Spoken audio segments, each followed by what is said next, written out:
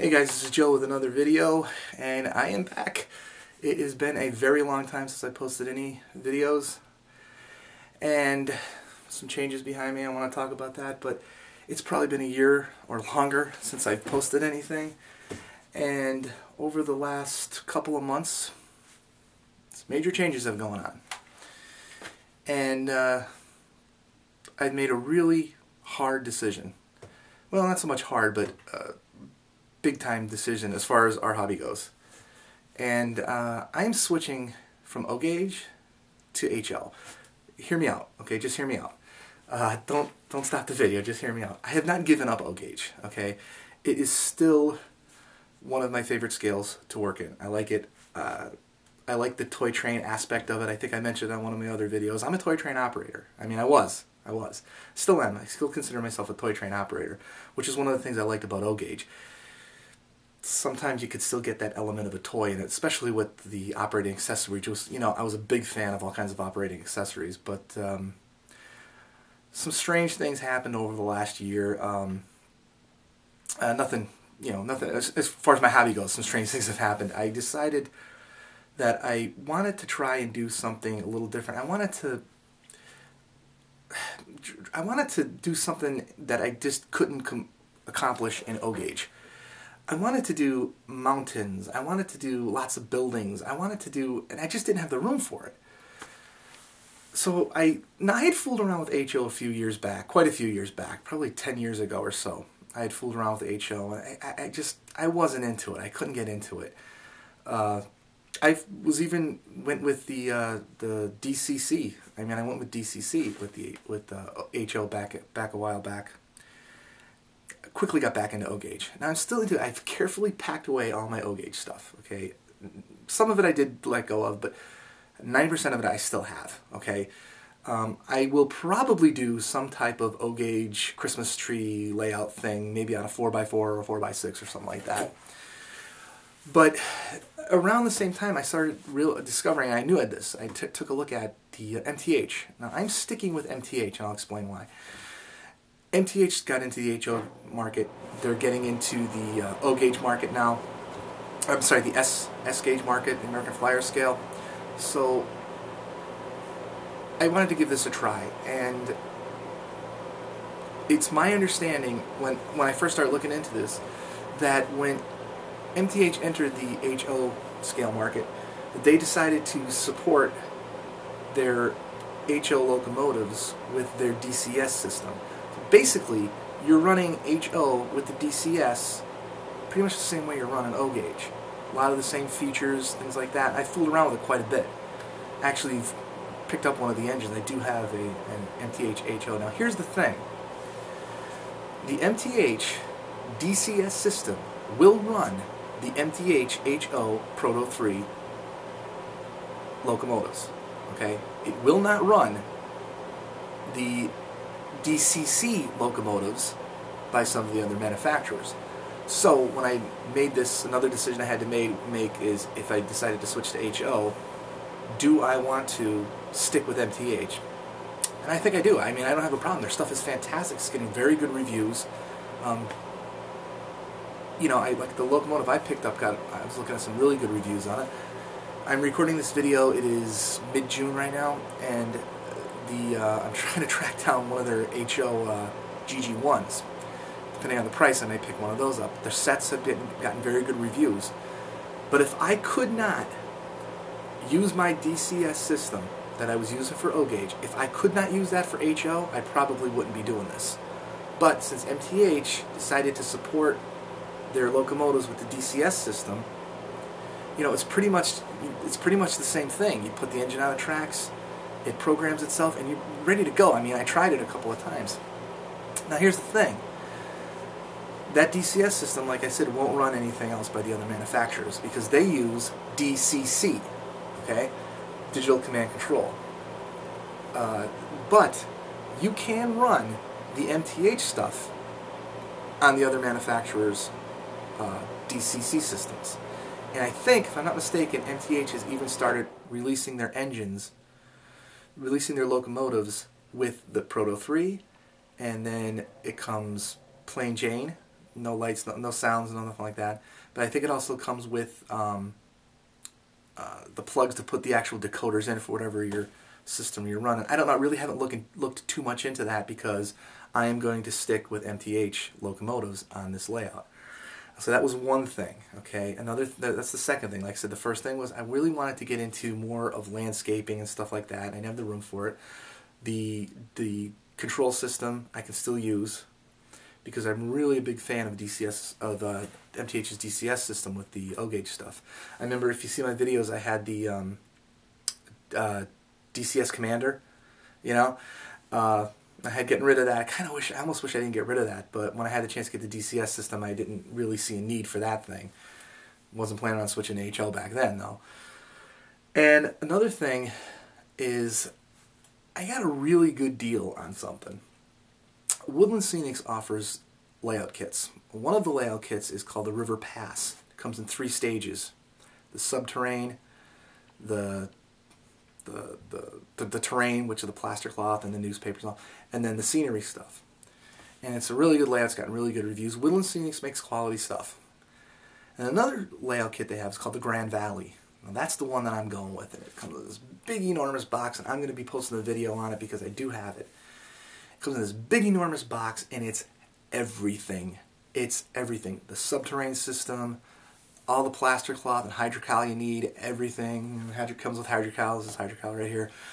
It comes with everything, even the landscaping materials, the paints, everything. I mean, there are a few things they suggest that you pick up in you know, when you get it, but for the most part, it's everything right in the box.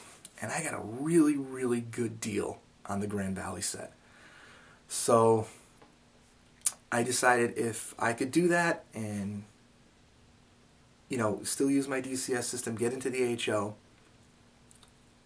I think I might give it a try. I think I might try high railing. I don't know if they call it high rail in HO. The HO guys call it, because, you know, seriously, HO guys are very serious guys. Some of them are, you know. But and another thing is, well, it didn't affect my decision that much. But my father-in-law is a big HO guy. He's got this huge, gigantic layout in his base, big walk-around layout in his basement, and he's actually in the process of tearing his down and putting up in modules. And I'm hoping to help him and maybe learn some things from him, but. Yeah, so I'm going with this Grand Valley kit. If you do a search online, go to Woodland Scenics, you can see what the Grand Valley kit comes with and what it looks like and the track plan. It doesn't come with the track, okay? It does not come with the track.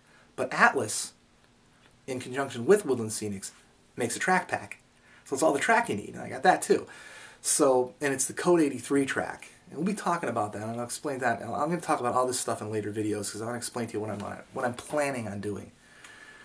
So, I've decided to take this plunge into HO, and I'm really looking forward to it. I really am looking forward to it. Maybe some of the excitement with O-Gauge went out for me. I don't think so, but maybe in the back of my mind, I'm thinking maybe some of it went out. Because here's another thing, guys, is you know, the O-Gauge stuff, you know, is expensive. You know what I mean? Whereas the HO stuff is still expensive, don't get me wrong. I mean, some of these MTH engines are pretty expensive. But I can also run more. You know, like I've got one engine now. I want to be able to pick up, you know, I understand MTH is going to be releasing a small switcher. I want to get a steam engine. And I think the steam engine actually comes in a set, and that's a Proto 3 engine again. And I would like to pick up a GG1. I don't know about that depending on the price, but they did release an HO scale GG1 that I may look into picking up too. And with this, another thing what I can do with HO is I'll be able to run 2 trains at the same time, which I've done with O-Gauge too. I've had room for that. But I'm thinking about making a yard with a roundhouse, and I'm going to get into all this because here's my plan. Once I start with the Grand Valley, and I haven't even opened it yet. Okay, I haven't even opened it yet. I'm actually going to do an unboxing. I'm going to open it up, film the whole thing, and what my plan is to make a video diary of start to finish of the Grand Valley, from start to finish. It's gotten some really, really good reviews, the Grand Valley, and it's got some negative stuff too to it. As I mentioned, this stuff does get expensive too. It's a little bit cheaper than O-Gauge, I think, especially like rolling stock and things like that, or, you know, it's a little bit cheaper. But I think I might go the high rail route, try and make it as realistic as possible. Because another thing that Woodland Scenics offers for the Grand Valley, you don't have to buy it, it's an option. They make a set called the City and Industry Set, and Design Preservation Models makes it. And it's all their resin buildings. I think you get like 15 buildings. That complements the Grand Valley. I plan on getting that too. And I'm going to light it and all this stuff. I'm going to add some whimsy to it too, because I'm not going to get totally serious, but I'm going to add a little bit of whimsy. I've got some ideas I want to try. But this is the route I'm going to take. Now, if you stay tuned and check out my, I'm going to do an unboxing of the Grand Valley, and I'm going to go over some of the things that they suggest you pick up with the Grand Valley set. I've got a few of them back here. I'll explain what those things are later, but yeah, stick around, check it out, because I think it's going to be pretty interesting. I'm recording this video in mid-June right now. I'm really going to take my time with this, okay? And, you know, I'm shooting for Halloween to have it complete. At the very least, 4x8 to have that complete. And if you look here on my layout, this is a tunnel here that I had built for O-Gauge. I was going to try and keep it, but a buddy of mine wanted to try it on his layout, so I'm going to give it to him. And if I want it back, he says I can have it back at any time. I'm probably not going to want it back. But this is a pretty large-scale tunnel. I don't know if you can see it here. Let me try and... I'm just going to move the camera for a second so you can see it. But it's a pretty large-scale tunnel. You know, it goes all the way over there. And it's pretty big. But anyway, this is a sheet of 4x8 extruded styrofoam. That is going to be... This is all... I put all brand new plywood on the top of my layout, so I'm ready to go. This is a 4x8 piece of styrofoam. This is where the layout's going to be. I'm going to get into all of this in later videos and stuff. But for any of you guys that watch my videos in the past, and it's been a long time, you probably thought I dropped off the planet or something, but I haven't. Anyway, stick around, because I think this is going to be interesting, because I have a lot to learn with this stuff, and I understand that these layout kits can get pretty involved. So I want to try and videotape the entire process from start to finish. We'll see how we do. I don't know. But it was a big decision, and someday,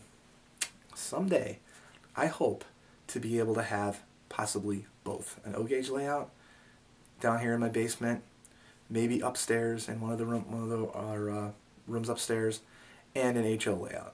But right now, I'm going to go with HO, and I hope you stick around to check this stuff out, because I think it's going to be interesting. And you know, thanks for watching, and you know, stay tuned, because like I said, very soon, I'm hoping in the next day or two, I'm going to actually start with filming the video of the unboxing of the Grand Valley layout kit, and we'll go over everything that's in there, and we're just going to go from there. And I hope some of the people that had commented on in the past, some of the other O-Gauge operators, I hope you check the video out, and I hope you just don't you know, stop watching the videos because of switching to HO. I know that's you know, the different gauges and stuff, people are very passionate about them. What did one guy say to me when I was thinking about switching? One of the guys at the hobby shops said, O-Gauge may be the scale of kings, but HO is the king of scales. I don't know if I agree with that or not, but I thought it was a pretty catchy saying. I'm told HO is 75% of the hobby, you know?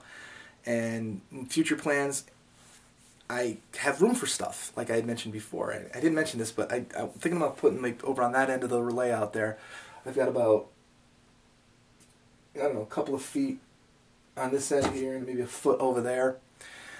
I kind of want to put a roundhouse in, and I would like to put a turntable in. I have room for that now, so I think I'm probably going to end up doing that. But I hope you stick around and check it out, because I am going to do a complete video diary of the entire process. And as far as I can see on YouTube, nobody's really done that. I mean, there are people that talk about the Grand Valley, they do the Grand Valley, but nobody's really done a complete start to finish At least that I've seen. I mean, maybe there is. Maybe I didn't look hard enough, but I haven't seen it. But I'm going to try and videotape the entire thing from start to end. And we'll see what happens. Thanks for checking out the video. I hope you come back and check it out. And this is Joe. Thanks for watching.